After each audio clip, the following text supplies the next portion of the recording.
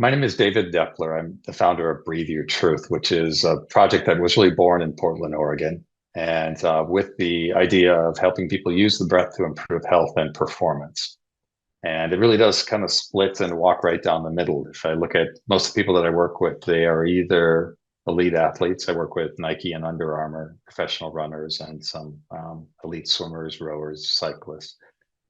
And that's been interesting, but that's sort of those people have found me and kind of they just keep forcing their way on my schedule. The people that I really like working with are people who more just can tell something's not quite right, whether they're wrestling with anxiety, depression, or feeling shortness of breath that feels out of proportion to their activity. That's the fascinating stuff to work with. And truth be told, it's really the same stuff that I'm doing with both populations, whether it's the elite athletes or the person just wrestling with anxiety. Turns out it's kind of the same story for everybody. All right, so what I'd like you walking away with today is really to be able to prescribe a breath practice that honors the mechanics of good breathing, what happens with the chemistry of good breathing, and the psychophysiological dimension of breathing or the mind. We'll talk about all three of those. And then by the time we're done or at the end, we're going to engage a practice that, with a little bit of luck, honors and serves all three of those. And the reason we're interested in those three is they all kind of speak to different truths. In other words, they've got different messages that emerge when we look at the breath through a mechanical aspect, through a chemistry aspect, and through a mind aspect. It seems like there's three different truths that come forward from it. But when we put them all together, we actually can see the nuance of what each one really means. And that's when we hit the work that actually moves things forward. So again, what I'm doing is just taking bits and pieces from this class that all of you have access to now. This is a course that we've recently created at Breathe Your Truth called the Optimal Breathing Blueprint. It's a class that is meant, we hope, to go to scale. In other words, it's one that you guys would find something helpful in, and you might even send your clients to. And so we're really in the testing phase of it. We're trying to see, does this do what we hope it does? And that's to take a short bit of time, give some impactful information, and have people walk away with a physical practice that they can do that serves all three of these areas of breathing, and also to have things to integrate into the day. So you guys are a bit of test pilot for me on that. So when we look at this topic about breathing, one of the first things we want to do is address the why, why really go after this? And the why is pretty glaring. It's wild. And you may have a sense of this already. And that's just the prevalence of breathing dysfunction is huge. And it's the type of breathing dysfunction that doesn't necessarily kill people. It just makes life harder than it needs to be. And in fact, Rakimov, who's a Russian Buteyko instructor, has shown by compiling decades of medical information that over the past several decades, we really seem to be increasing the amount of air we move per minute. In other words, we're breathing too much. We're actually, as a population in America, breathing twice as much as our metabolic need by the end of the day. So we should normally breathe out about 6 liters per minute. And the general population is breathing nowadays at about 12 liters per minute. And while it might sound good, like more air is better, it turns out it's not. All right, when we breathe too much, we mess up the chemistry of our blood, and it makes life harder.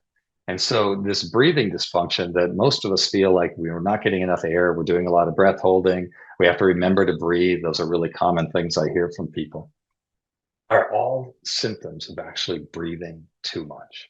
And so it's wild when we start to think to actually help somebody breathe better, a big component of it is to actually breathe less. Right. And that's not less, let's say, when you're running upstairs or when you're engaged in heavy physical activity. It's less at baseline. So when you're sitting on the phone, when you're sitting reading, when you're on the computer, those are the times we tend to mess up our breath. Right? We'll come back to that more as we get into the biochemistry. As we realize breathing dysfunction is really wildly prevalent, it becomes overwhelming quick when we look at the landscape of breath work. And so there are a huge variety of practices out there. They do kind of sift into what we could call 3 or 4 categories. We've got mindfulness-based practices, which are practices just building awareness of the breath. We've got hyperventilation practices, which are the big breathing practices. In other words, intentionally breathing more than your metabolic need. So if I were to do 3 big breaths, like which is frequently used as kind of a stress reduction tool, no doubt within 3 breaths, I will have changed my blood chemistry in a way that now shows up as hyperventilation. Okay. We can do that intentionally and leverage things about the nervous system. There's some cautions around it, but those practices done intentionally do have a place. The next category are hypoventilation practices. So there are practices out which either are using reduced breathing or full on hypoxic work. The sprinters that I work with, the runners, we actually do intentional hypoxia to hack the system, to get the spleen to push out red blood cells, to get higher levels of EPO, and to build tolerance to carbon dioxide, which builds tolerance to lactic acid. That's a really mean way to go about breath work, but those practices are out there and they do even serve general health gains. So they're not just for athletic performance. And then we've got practices out there that are combinations of these. For instance, Sudarshan Kriya, which is a yoga practice, plays gently in both ends of the spectrum. So they're doing some stuff where they're reducing breathing, building up a bit of carbon dioxide and an oxygen debt, and then things where they flip that and actually overbreathe, breathe too much, and then try and balance it all out at the end. What Breathe Your Truth has done with all this is, through years of knocking our heads against walls, they start to sift out when do we do what. And we primarily use what we call a breath fitness score to identify where people are in the spectrum of what makes sense. And without getting into the weeds of the details of it, essentially it's to say the higher your breath fitness score, the more resilient you are, the bigger green light you have to play with the wild stuff. So you can do the hyperventilation practices, you can do the hypoxic stuff and not freak your body out and end up with a net gain from it. Just as the lower your score is, the more risk you have of engaging those practices and ending up with a negative gain from it. In other words, you will have panicked the system and the system's not in a place where it recovers well and you actually lose the gain. And so it's almost to say the lower the breath fitness score, the closer we hang to the mindfulness practices. But at a certain timing, we can use these other practices to help pull people along the road a lot faster. The trick is just to know what to do when. And I want to, if I do my job well today with you today, is to give you some guide rails so that even without engaging the technology like we use, you will have some guide rails to understand when somebody might be ready to play hard, or for yourself to play hard, or when your better story is really to play on the soft side. So I've let the cat out of the bag on this one already. We've talked about this lens that we look at breathing through. So we look at it from the mechanical aspect of breathing, we look at it from the biochemical or the mix, and we look at it through the mind. I want to spend a little bit of time on each. Admittedly, I'm going to bias the mix just a bit because my guess is that's the part that's a bit shocking. And shocking's fun.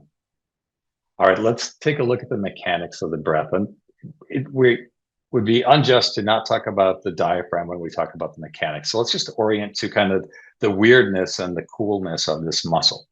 All right, it's this dome shape. It's asymmetrical. It's much higher on the right side than what it is to the left. That likely just has to do with the size of the internal organs. The liver is the biggest on the right. We got a lot of stuff stacked up there, so the diaphragm takes on that shape.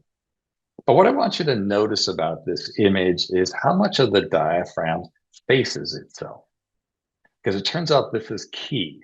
In other words, we've got the diaphragm, the top part of the dome, but then we've got the sides that face each other. Now, this picture is a very healthy diaphragm. There's a lot of the diaphragm facing itself. And someone who's struggling with anxiety or someone who's feeling a fair amount of shortness of breath, what we'll see is this diaphragm is a whole lot flatter and there's a whole lot less of the diaphragm that's actually facing itself. It means the diaphragm gets really inefficient and we start to use upper neck muscles, chest muscles, intercostal muscles to actually move the rib cage, which is really inefficient. It's an awesome mechanism to have if we have to get out of the way of a moving bus or run away from a mastodon really quick. It's nice to have that function that just gives us a little bit of extra oomph to move the rib cage. But at baseline, we want to really just be using the mechanics of the diaphragm to get that. So let's play a little bit. I'm going to give you a chance to feel this. Take your hands and just put them around your lower ribs so that you've got your little fingers resting on your belly and then your index fingers resting on your lower ribs. And with your tongue resting on the roof of your mouth,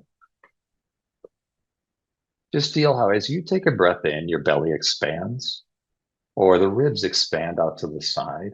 And as you breathe out, they come back naturally. Now, this is an advanced version of belly breathing. All right. When we refer to belly breathing, this is what we mean. It's just that you can actually do belly breathing and not get lateral rib expansion. And if you're not getting lateral rib expansion, we're losing that part of the diaphragm that faces itself. So just a couple more breaths, easy in and out through the nose. And just feel how as you take a breath in and as you relax, the ribs can expand out to the side. If you work, you strain, you'll restrict that. And so get that sense of what it is to actually let go and feel that expansion. It's kind of the new belly breath, or what we refer to as the new deep breath. So incidentally, the word deep and the idea of taking a deep breath, the first person who likely said that in all knowing didn't say it in English. All right. And deep is the English translation of whatever was said. And the unfortunate thing about deep in the English language is deep often is mixed with big. It's also confused for big. And the real nourishing breath that you take, let's say, as you're sitting on a Zoom call, a nourishing breath is actually very low volume. All right. So it's very directed. It's very right into where your hands are. But the volume of it would be really low because your metabolic need right now is really low. Now, most of us, when we put our hands, we pay attention to our breath, we tend to make our breath bigger than it needs to be. But the reality is a truly, let's say, deep breath is one that goes deep in the body, but doesn't actually have a lot of mechanical movement if the demand doesn't require a lot of mechanical movement. That's going to make more sense as we talk about the chemistry of breathing. So let's do that next. Let's talk about the chemistry. And we're going to take that mechanical story and bend it around just a little bit more. So I'd like you all to write down this equation. No, don't do that. We're going to simplify it. Does anybody recognize this equation? You can just give a thumbs up if you recognize it. It's a huge bonus if you do. All right. It's Henderson-Hasselbalch equation, and you likely did learn it at some point in some physiology class if you're like me 800 years ago. It is what explains the pH of the blood. All right. So this was understood. It was uncovered in the early 1900s. A little controversy around that. Turns out really it was discovered in the late 1800s by a German physiologist, but two Americans get credit for it. It essentially tells the story of why carbon dioxide is important. So if we look at the Henderson-Hasselbalch equation and distill it down to the very basic component of it, it is still valid, it really says the pH of our blood is determined by the concentration of carbon dioxide in our blood. So the carbon dioxide is really what drives the acid-base balance of our blood. It's balanced out then with bicarbonates from the kidneys. So the kidneys are always listening to carbon dioxide levels in the blood, and they adjust bicarbonates accordingly. So CO2 is the acid part, bicarbonates are the base part. So our body is always regulating blood pH based on what's happening with our breathing, because that's what determines the carbon dioxide in our blood, and then what our kidneys are doing in response to that. So it is really fair to say that the pH of the blood is determined by what we do with our breathing. And here's the crazy part. We can change the pH of our blood on a dime. All right. So very quickly, we can change the pH of the blood. Let's do an activity that gives you a chance to feel what that is. And then I'll tell you a little bit more exactly what happened. I'm going to guide you through a hyperventilation practice. We're going to take 5 really big breaths. We're going to hyperventilate. Now, if you know that you don't feel good with hyperventilation, skip this, because we don't need you feeling cruddy for the rest of the call. Okay. If you're not sure, or you know you do well with hyperventilation, or you just want to play, then come along for the ride. So together, let's do this. We're going to breathe in through the nose, breathe out through the mouth, and it's going to be big. Your job is to move air. So big breath in through your nose, big breath out through your mouth.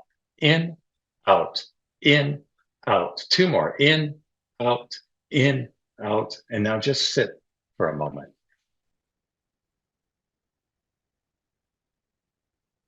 And what you're likely feeling is just in 5 breaths, you made yourself significantly dizzy.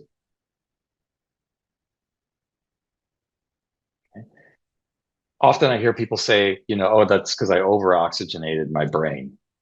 Nope. You likely didn't move your oxygen saturation. So your oxygen saturation was probably at 98 before you started. Maybe you bumped it up to 99, but most likely it's still exactly at 98.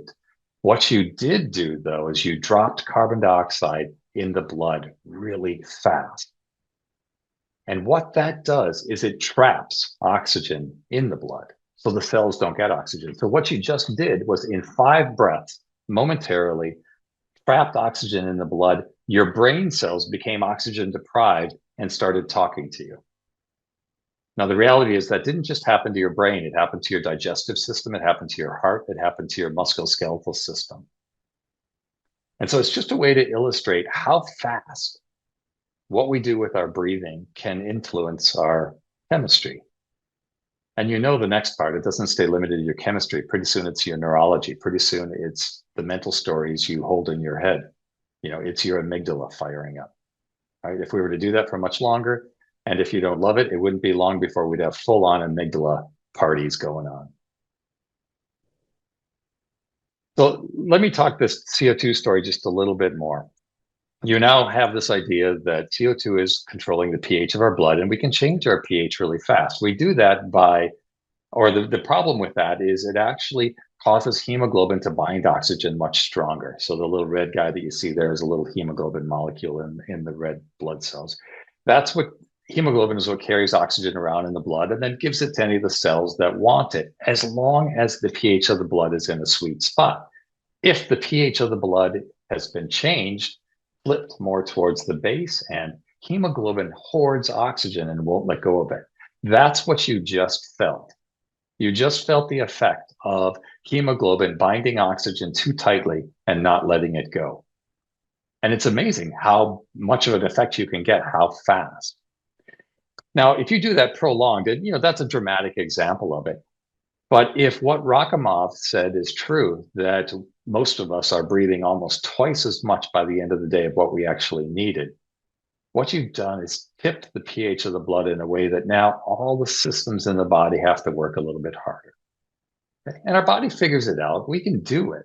It's just that it makes life harder than it has to be.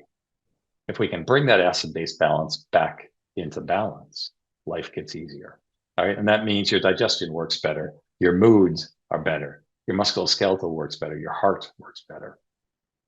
Just a little bit more about this chemical story. CO2 levels are primarily controlled by our hindbrain, which is the same thing to say our breathing is really driven by our hindbrain, specifically our medulla oblongata. It's always listening to the pH of the blood and carbon dioxide levels. And it's what drives our desire to breathe or our not desire to breathe.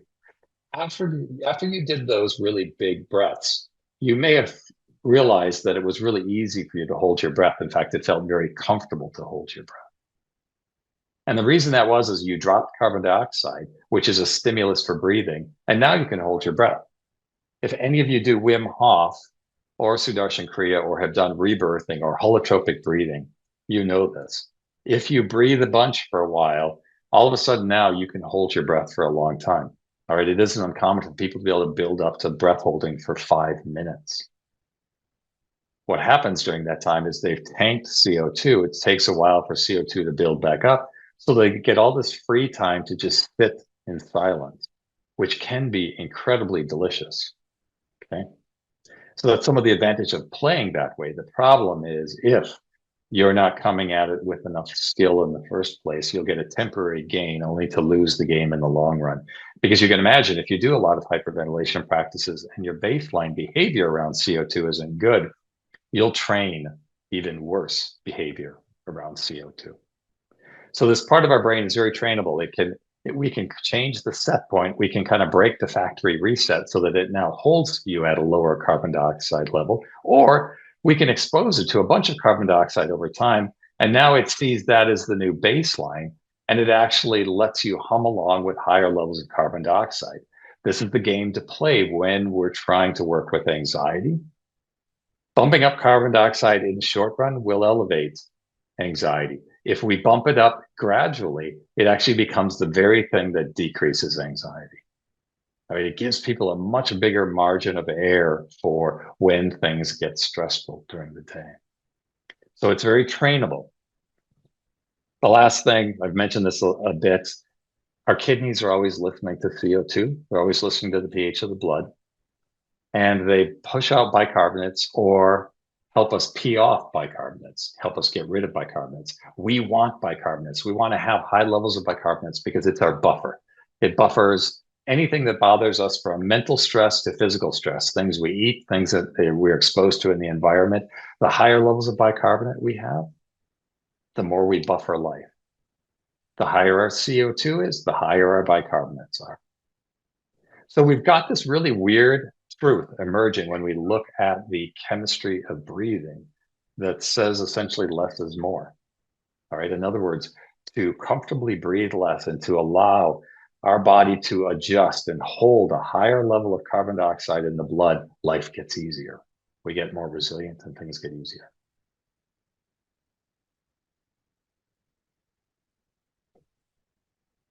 Again, really significant if what Rakimov says is true, that many of us are over breathing. All right. We know that in general, if you actually only gave one instruction to people, it would be to breathe less. Now, as I say that, I want to acknowledge that that's not a helpful thing to tell somebody who's wrestling with anxiety. Right? Just the idea of that will light them up. Right? So there's a little bit of a trick to do it, but make no bones about it. It is exactly what's going to make the difference for these people. So we use some technology. We kind of cheat the system, and we can actually see in real time what's happening with each breath, what the CO2 level is. That's the graph that you see on the right. It's the technology is called capnography. We use a capno trainer. People sit with a cannula in their nose, and we get a chance to actually see exactly what's happening. We do this in person. We do it online with people. I have capno trainers. I send them out to people. We get a chance to see, like I say, in real time, what's actually happening with the breath. We also get a chance to see what makes it better, because not every breath practice works for everyone. It takes a little bit of tweaking and playing at times to actually get things to move the way that we want. I still am going to distill that down, and we are going to do a breath practice at the end that we see work for most people. All right, because that's what I hope you'll take away with you. But just know there will be people that doesn't work with, and they actually just plain need to get a little bit of biofeedback to see it. And I mentioned that before. We use a breath fitness score to actually give us an idea of where somebody is in this world. This is a calculator on the Breathe Your Truth website that's available to everybody. And so, in an ideal world, in my mind, when we get done with this class, you'll be excited about this and you'll say, I want to get my breath fitness score. And you'll jump onto the website and get your breath fitness score. The score is 0 to 3. And it's everything from, a 0.8 to, it goes in 10th decimal points. What you'll hope is that you're at about 1.8 or higher. All right. That's decent breathing. If you go to the website and do the breath fitness, get your breath fitness score, it'll give you a little prompt to tell you a little bit more about that score. If you do the breath fit, or if you do the blueprints, the optimal breathing blueprint class, it's going to guide you through doing this. It actually even takes you to a different calculator that's just a one-page quick run at it. And so if you want, just wait until you do the class. It'll be embedded in there. Or if you don't want to wait and do the class, you can just run to the Breathe Your Truth website and get your breath fitness score as well. So let's talk next about the mind.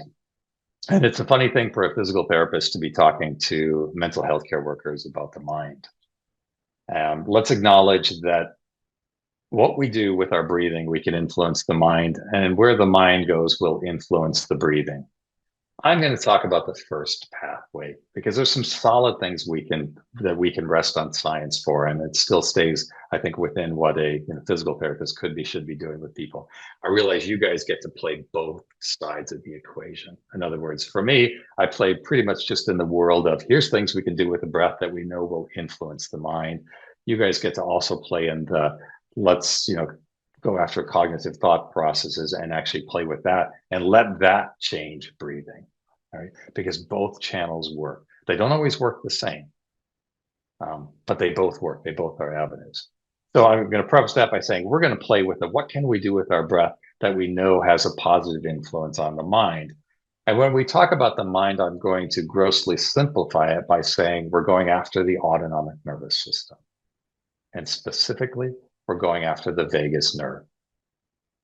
So the autonomic nervous system, just a quick refresh and a dangerously oversimplification of it, is divided into our sympathetic and our parasympathetic nervous system.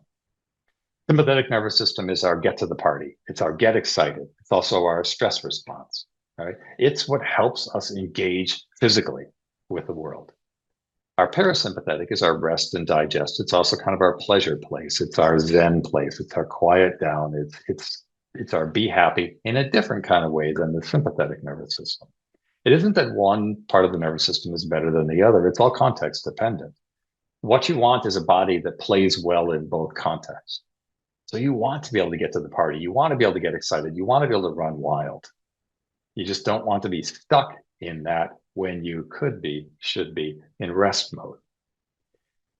And, our first thinking around the autonomic nervous system was the two played as a bit of a seesaw. And it turns out it's not the case at all. It actually is primarily driven by the parasympathetic nervous system. So in other words, when the parasympathetic nervous system turns on, the sympathetic nervous system backs off.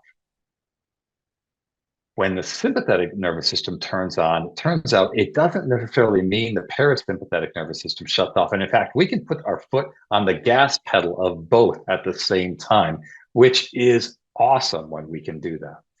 It's essentially what happens with athletes in flow state. So if you're familiar with the concept of flow, the idea is you're completely engaged. If you are measuring sympathetic nervous system, you'd see it's running high. But for some reason, parasympathetic nervous system is also really online.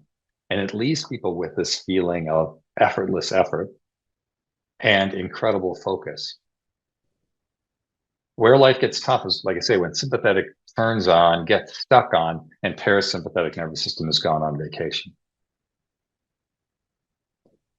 So if we appreciate that this idea of playing with the breath, our goal is to go after the parasympathetic nervous system, and the vagus nerve is really our entry point into it. It all starts getting pretty interesting with the breath. So here's a picture of the vagus nerve, completely amazing. So largest nerve in the body, it's our 10th cranial nerve, starts in our brain, comes out, and it essentially connects all of our internal organs to our central nervous system.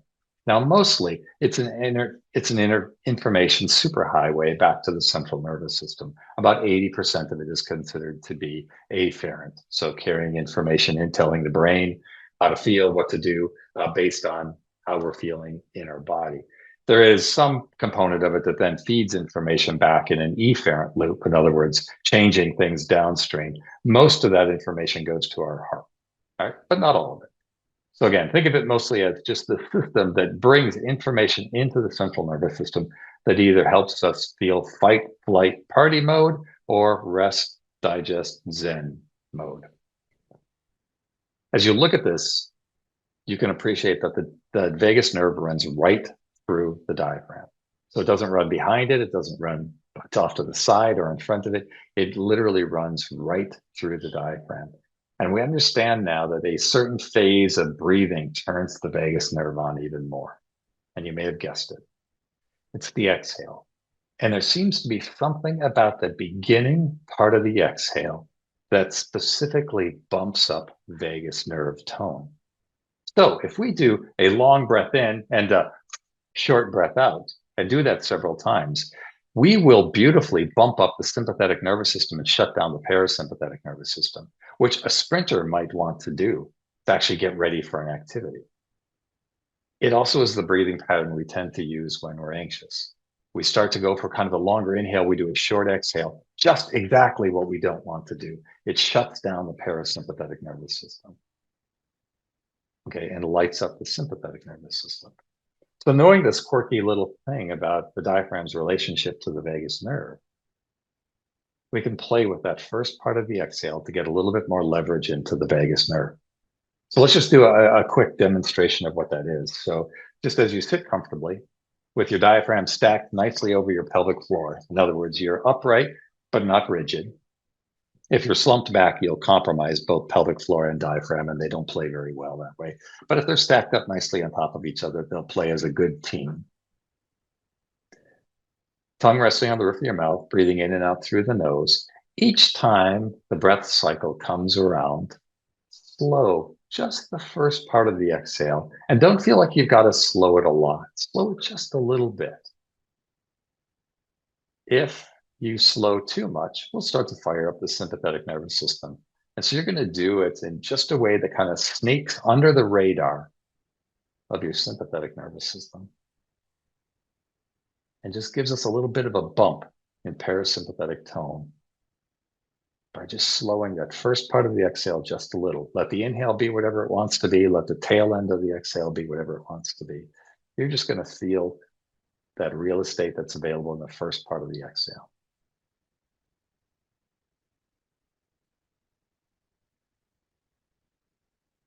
And about half of you likely are struggling to slow the first part. Because habitually we tend to get stuck in cycles where we crash through the first part of the exhale and we just slow the second. We don't exactly know why, but I have a theory about it. And I think it probably has something to do with habitually we get stuck in this mindset of this behavior pattern of going from A to B and not really acknowledging the sweetness of what happens between A and B. And I think when we rush and when we lean in, we tend to also stop slowing down the first part of the exhale. And if we say slow the breath, we'll tend to just slow the second part, which actually starts to bring the sympathetic nervous system online.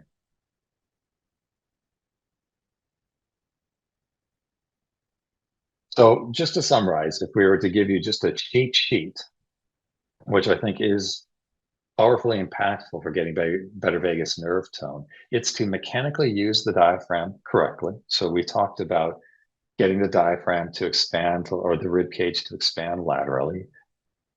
And it's to slow the first part of the exhale. So we get those parts of the diaphragm moving that stimulate the vagus nerve and then give a little real estate, a little time for that to happen. Now, if we weave in the chemical story, we know that we've got to be able to do that without taking a beastly big breath because we can change the chemistry of breathing in a negative way really quickly too.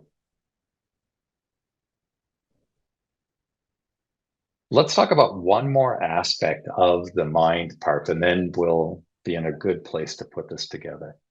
So just a show of hands, and I know a lot of you don't have camera on. You'll have to just lift your hand up and see if I can pick up the vibe of it. But those of you who've got your cameras on, how many of you know what heart rate variability is and maybe even track it with a device? Great, great. Yes, about half. Okay. Okay, good, good. So you know this concept of heart rate variability. So I'll go through it, but nice for me to know that some of you are already on track with it. So there is a healthy, normal variation that happens with the heart rate over time. We should be speeding up, slowing down, speeding up, slowing down. That's a healthy heart. A heart that's unhealthy does not change much. And especially if it's coordinated with the breath. So when we take a breath in, our heart rate should speed up. And when we breathe out, our heart rate should slow down. The more that happens, the more resilient we are. Now, the reason that happens is our body doesn't mind if our heart rate speeds up, slows down, but our body does not like blood pressure to change. In fact, our body gets really upset if blood pressure changes. So heart rate variability is nature's built-in mechanism to maintain blood pressure right where it needs to be. When we take a breath in, we increase the intra-abdominal pressure and we decrease the intrathoracic pressure, which is where the heart is. In other words, so when we take a breath in, the diaphragm goes down. Now we've got a negative pressure in the thoracic rib cage, which is very threatening to blood pressure. So what the body does is it speeds the heart up to compensate for that. And then the same thing happens when we breathe out. The diaphragm comes back up, pressure increases in the intrathoracic area.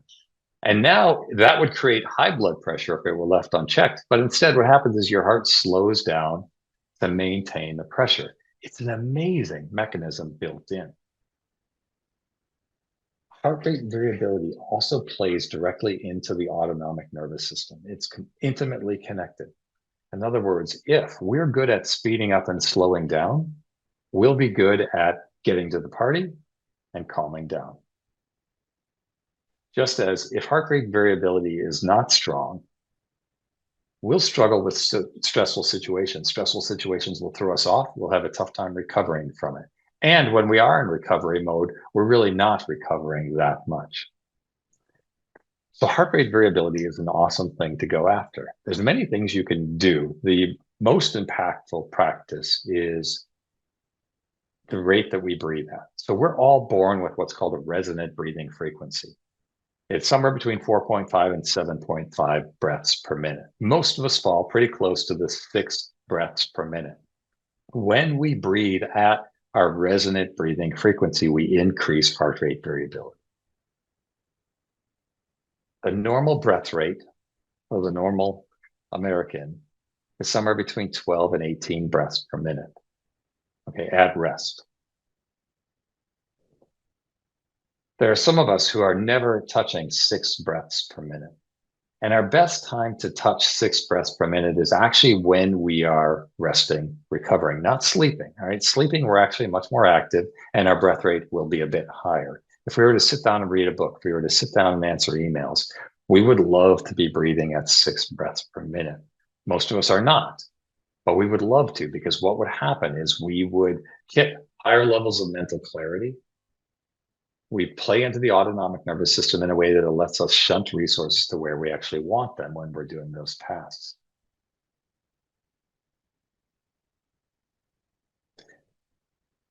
That's a super fast stab at heart rate variability. Let's do this now. Let's actually try and put it all together, and then let's take time to talk. So I'm going to talk you through a practice that's close to stuff that we've done already. And this goal of this practice is to hit the mechanical aspect of breathing, the chemical aspect of breathing, and the psychophysiological part. We're going to get greedy, and we're going to try and do it all at once. Many practices that can do this, and here's one. So adjust yourself, sit comfortably upright. So you feel your tailbone, or feel your sits bones, also referred to as your butt bones, your ischial tuberosities. Just feel them into the surface that you're sitting on. And then find just a little bit of length from that. So lift the crown of the head skyward in a way that feels easy. So you can be rigidly upright or you can be comfortably upright. Let's find comfortably upright. Your tongue rests gently on the roof of your mouth. You're breathing in and out through your nose. And then as you feel the air coming into the nose, feel the upper nasal passages. So it turns out when we take a breath in, we can breathe into the upper part of our nasal passages, the middle part, or the lower part. If we were to smell a rose, we would bring the air right into the upper part. So start to feel the subtle ability that you have to actually direct where the breath goes when you take a breath in. Now, the cool part is when you do that sweet, soft breath into the upper part of your nasal passages, you also start to change brain function. Hippocampus gets more activity. The activity is shifted away from amygdala, and our olfactory centers light up. At the same time you're doing that, now feeling the upper part, starting to get a little bit of a neurological shift with it.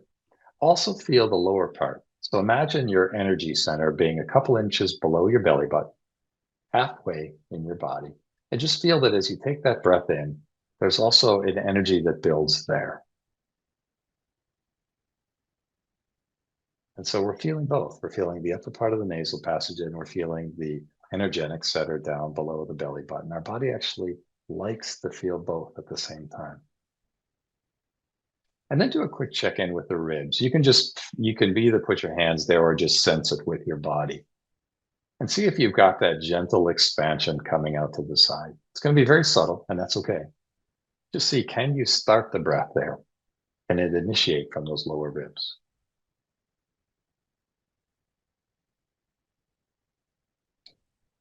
Now, most of you have already done the next one, which is to dramatically slow your breath down. And I bet you over half of you are at 6 breaths per minute right now.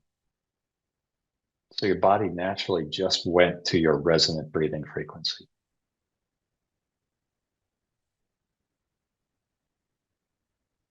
There's no shortage of apps out there that have breath pacers that you can set right at 6 to 7 breaths per minute.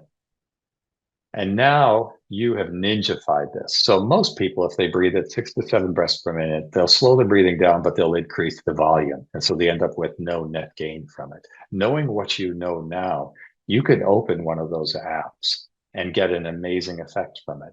You'll play the same game of nose breathing, letting the breath be subtle, just directed low, and then easily slip onto that 6 to 7 breaths per minute. So just an example of a basic practice that's just been kind of nuanced, shifted a bit, but in ways that when we look at people with the technology, this makes the difference. So frequently we could have somebody sit down and say, okay, breathe at 6 to 7 breaths per minute. We know that's good for heart rate variability. And most people will tank their CO2 to do it because now they have even more time to breathe too much with each breath. But when we cue them to find this nervous system momentum to actually feel comfortable letting the breath become subtle, things start to shift. And like I say, that's the game, is to see, can we bump up CO2 in a way that's friendly to the nervous system?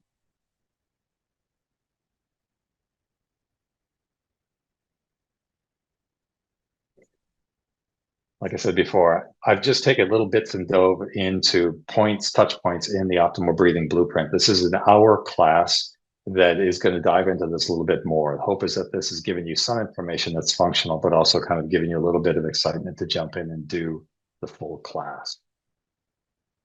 Breathe Your Truth works with people individually. We've got online, on-demand education. Our hope is we can reach the masses because not everybody can jump in and do coaching. We also train people on how to do this work. So if any of that feels like a fit, reach out to me and I'd love to talk about it. Otherwise, let's open the floor to chat. So if you've got a question, feel free to and I haven't been monitoring the chat. I'm terrible about that. If you guys have put stuff in the chat, if you have a question, just unmute yourself and let's go. I'll save the chat and if there's stuff we didn't get to, I'm happy to respond to it afterwards. I have maybe a silly question. Probably not, but so yeah, go for it. I'm finding myself yawning a lot as I'm doing this. Oh, yeah. Does that have anything, I guess, relevant about it? Yeah. Show of hands, does anybody else have that same feeling like they're yawning, like they're all right. My guess is there's at least a couple of you out there. That is a sign of over breathing. Hey, sorry, just a moment. Am I still screen sharing or did I could we get that shut off? Roxanne, can you see if I want to just It is still screen sharing, it looks okay, like. that's what for some reason I've lost my magic toolbar. Oh, I just saw it for a second there.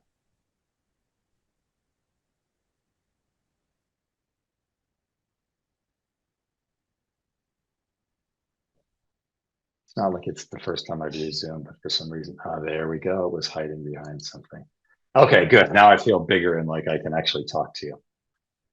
But yeah, the yawning is a sign of overbreathing. It's a sign that you likely, in the stuff that we were doing, slowed your breath down beautifully. In that, you probably also bumped up the volume of breath. And it's your body's response, it's your autonomic nervous system trying to kind of reset. So when you get that feeling, do the yawn, which will be a big breath. And then on the back side of that, you're going to realize that now all of a sudden it's super comfortable to slow it all down and decrease the volume. Yeah, good question. Next.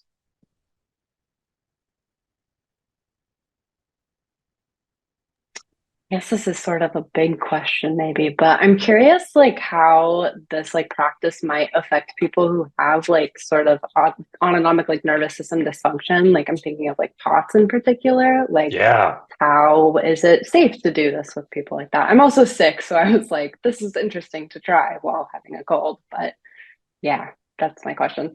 Okay. Yeah, not too big at all. POTS or any autonomic nervous system dysfunction, especially long COVID. This is the way out of it. I mean, this is how you start to get the autonomic nervous system to come back online. You want to start to get better vagus nerve tone because that's what helps correct vagus or the autonomic nervous system dysfunction. And the practice that I just walked you through is a really easy, gentle version of it. There are many things you can do to increase vagus nerve tone. I mean, just do a Google search or a YouTube search on it. There's no shortage. Some science back, some not science back. But something like this is, like I say, is kind of that gentle step into that game. Yeah. And in terms of doing that with the cold, yeah, no, still good. In fact, one thing that I didn't mention, but things you brought that up, pushing nose breathing while you've got a cold is probably one of the smartest things you can do, because nitric oxide is produced primarily in our nasal passages. Nitric oxide is a really powerful antihistamine, antioxidant, antiviral, antibacterial. It dilates vessels, it calms our heart, it helps oxygen get into the blood. Lots of awesome things. When we mouth breathe, we don't get access to nearly as much of it. We actually have to nose breathe to get it in. And then we can bump that up even a little bit more by doing some humming. So hum for a couple minutes and you'll bump up nitric oxide production by about 15-fold. It's huge. Yeah, so if you got a cold, do a little humming, breathe easy for a bit, bring humming back again. You're just going to help that chemistry kind of bump you along in the right direction. Great. Any other questions?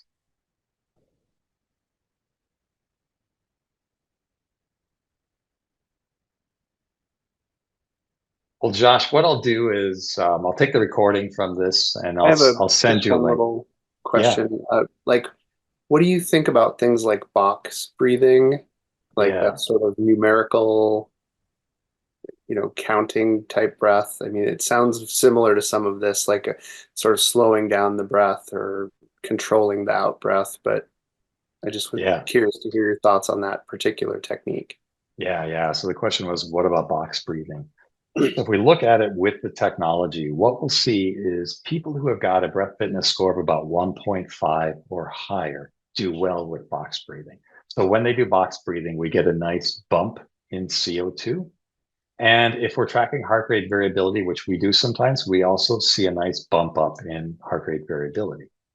People who are less than a 1.5 tend to hyperventilate doing it. So even though they've slowed their breath down a bunch, when they take a breath in, they do an enormous breath in and they actually drop in CO2. So here they're doing a practice that is slowing the breath down, but they're now over breathing even more than what they do at baseline. And so it's a good practice from the standpoint of people who do well with it. It does tend to move the dial forward. The downside is if you're not ready for it, it'll move you backwards. And also, it is a bizarre breathing pattern. It isn't how we should breathe. Now, we frequently do breathing patterns that aren't how we should breathe. We do it just to nudge the system along. But every once in a while, I'll bump into someone who feels like, no, that's just how you should breathe. And no, definitely is not. It's just a trick that you do to nudge a system. Yeah. There's pranayama practices out there that are related to that are, again, it's fantastic. If people are coming in with a high enough breath fitness score, you can do these practices. They stress the system. There's a practice that I do 3 mornings a week that drops my breath rate down to a 0.8 breath per minute. And it's a series of a bunch of holds. I have to ease into it, but I eventually get to that place for 10 minutes. I'm breathing at less than 1 breath per minute. Now, that in itself tanks heart rate variability. When I watch my heart rate variability, it shrinks down to just about nothing. But I rebound then in the hour afterwards where things are really strong. And so for any of these practices, like you can think of the most obnoxious breath practice, and if you do it in the right context, it can actually make the system stronger, tougher. Yeah, good question.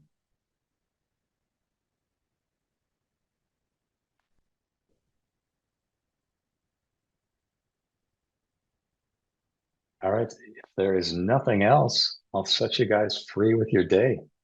Thanks a bunch for hanging out with me. And like I said, I'll send the link to the recording to Josh if you do want a copy of the recording or you want to jump in and review something. Otherwise, my hope is that you feel a little bit excited to jump in and do the optimal breathing blueprint and give me some feedback on it.